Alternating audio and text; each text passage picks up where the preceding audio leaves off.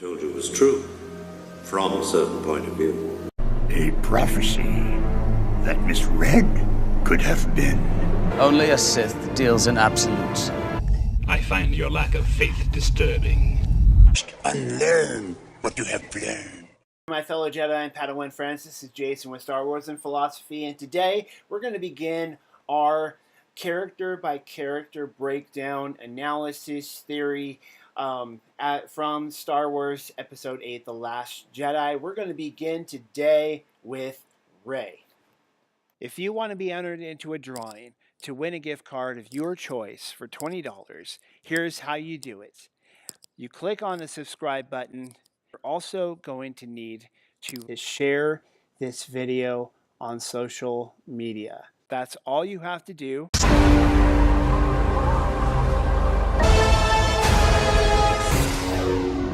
This is not going to go the way you think. Okay, so this is the scene where Rey basically confronts Luke, calls him a coward, saying, you know, he left because you gave up on him. You thought the decision was already made. It wasn't made. There's still hope in him. I'm going to go after him. Luke pleads with her. This is not going to go the way you think. And because I think he has a sense in which he's kind of knowing already, hey, I've been through this. I went after Vader. He took me into the Emperor's, throne room.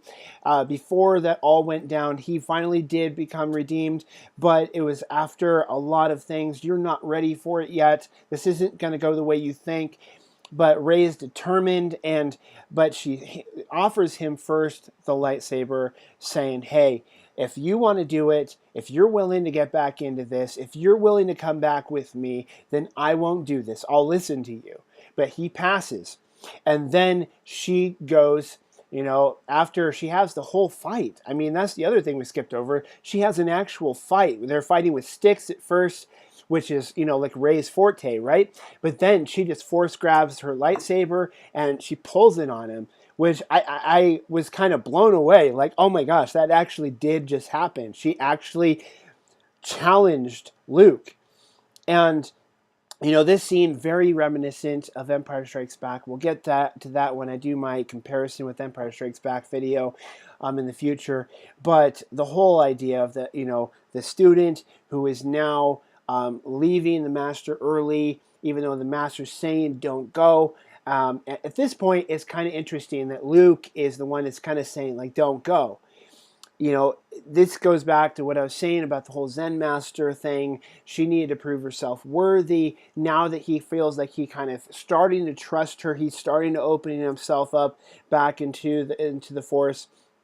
Now, he's not wanting her to go. There's a sense in which he cares for her, okay? So, but she is dead determined. She's gonna go. Darkness rises and light to meet it. Destiny, fulfill your destiny. Here we are. This is one of the two scenes that was mind-blowing, changed the game for everyone, and you either loved it or you hated it, okay? Because this is how it goes down. Rey does go in her little pod, which almost looks like a tomb, like she's like laying there with a lightsaber, almost just going into things, and it immediately she knows this isn't going to go the way that I thought it would. Okay, Kylo is there waiting for her with handcuffs and takes her immediately up into Snoke's throne room. And Snoke says, well done, my apprentice. You've regained my trust. And I'll get more to that in Kylo's arc in his video.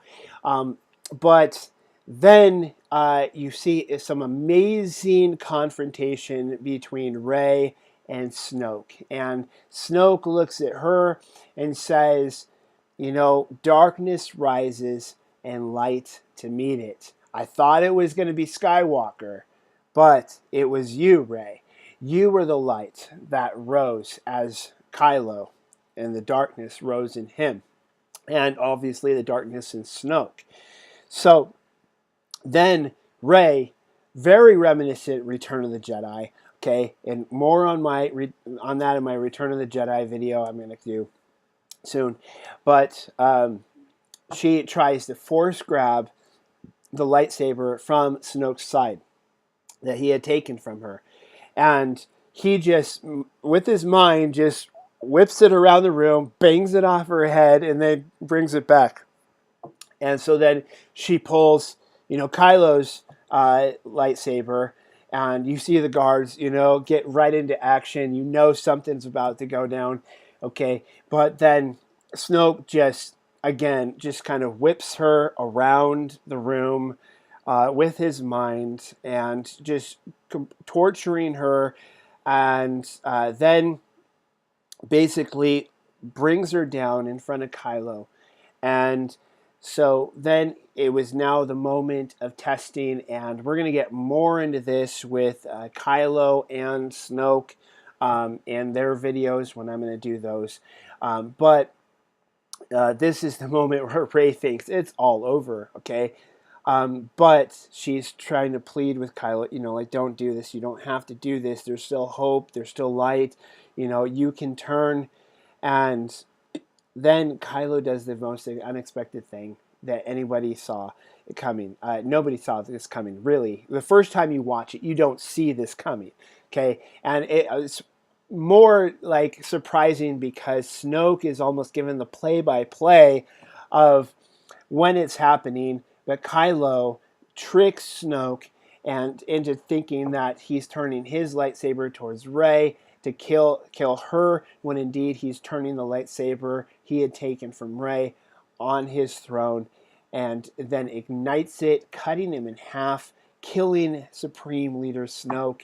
And then Rey and Kylo get their respective lightsabers, and they take on the entire Praetorian Guard.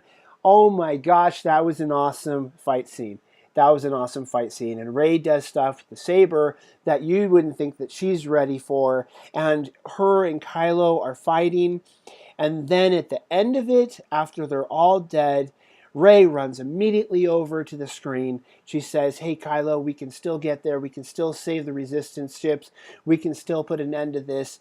And Kylo, and we're going to get more into this with Kylo's video, but Kylo then basically says, hey, I saw something too. Rey says, I know you're going to turn because I saw it. I saw it when we touched hands in the forest bridge. I saw you turning. Well, what she saw, and she did indeed see something. She saw him turning on Snoke. And she's thinking, much like we would Return of the Jedi, okay, he is turning towards the light. That's exactly the conclusion she ran to. But Kylo says, I saw something too. I saw your parentage, and you know it just as much as I do. They were just junk and scavenger traders, okay? They abandoned you. They sold you off, for nothing. You're nothing. You're nothing. He keeps on repeating that. You're nothing, Rey. And that in itself has got people upset. All these theories about Rey's parentage. How can she be so powerful with the Force?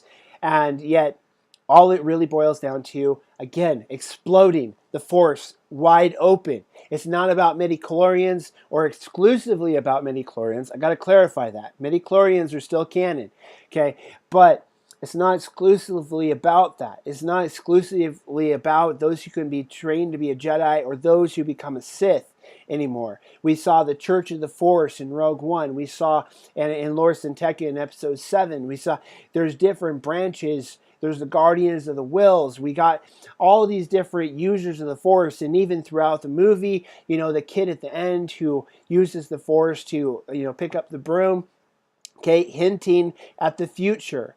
That it's not going to be about the Jedi and the Sith anymore. Okay, Kylo wants to kill the Sith, right? That's what he says. Kill the Jedi, kill the Sith, kill all of it. Okay, just, let the past die. That's where Kylo's at. He wants to do his own thing, and he's inviting Rey. When he has that handout, he's inviting Rey, you can be my second in command. Okay, you can reign with me but I have the Skywalker and the Vader bloodline. I am meant to rule. That is my destiny. Okay? I'm inviting you to come along with me. Now, we're going to get much more into that with the Kylo Ren video, because a huge, huge driving force for him is abandonment, okay? Because the minute that Rey turns and rejects him, and they have this great epic, tug, force pull on the same lightsaber, on Anakin's lightsaber, and then it splits in half, okay? Powerful, powerful moment, okay? So that's this scene.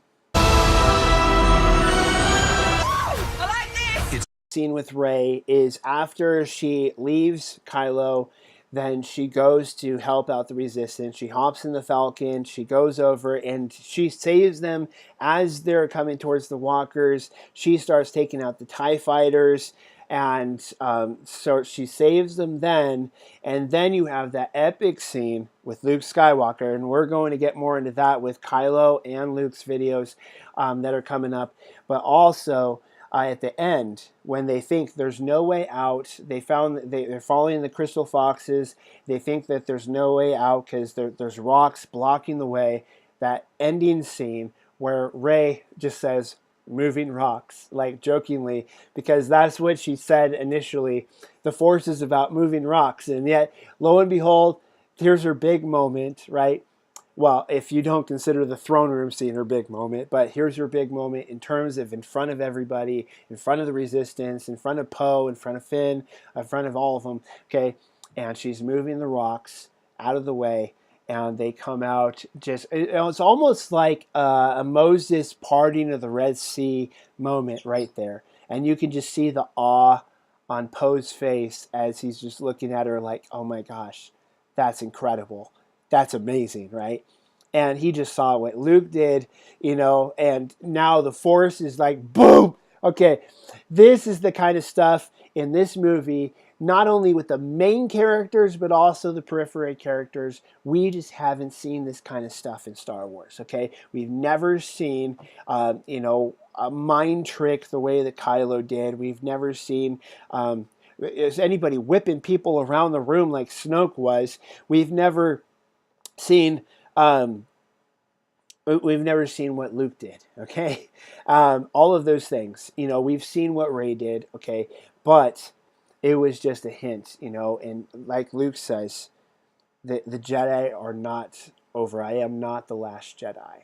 And that tells us that while they're blowing the Force wide open, the Jedi may still be around. They may continue. And it may be that Kylo, because she becomes a Jedi, that he does go the route of becoming a Sith. Okay, so for all you Sith fans, not just the dark side users, fans, but the Sith fans out there, that may be what we see. So I would like to hear your comments down below. What do you think about all this and breakdown? What was your favorite Rey scene? What was your worst Rey scene? Do you think that they handled her character well? What kind of theories do you feel are out there? Do you feel like Kylo was telling her the truth about her parentage? All of those things down below. I'd love to hear your comments and your thoughts down below. Now, fulfill your destiny. I want to encourage you, if you haven't already, please like, subscribe, and share this video with others and this channel with others. It helps every time you do that. It actually helps the channel out financially, and it helps us to grow and get in front of others.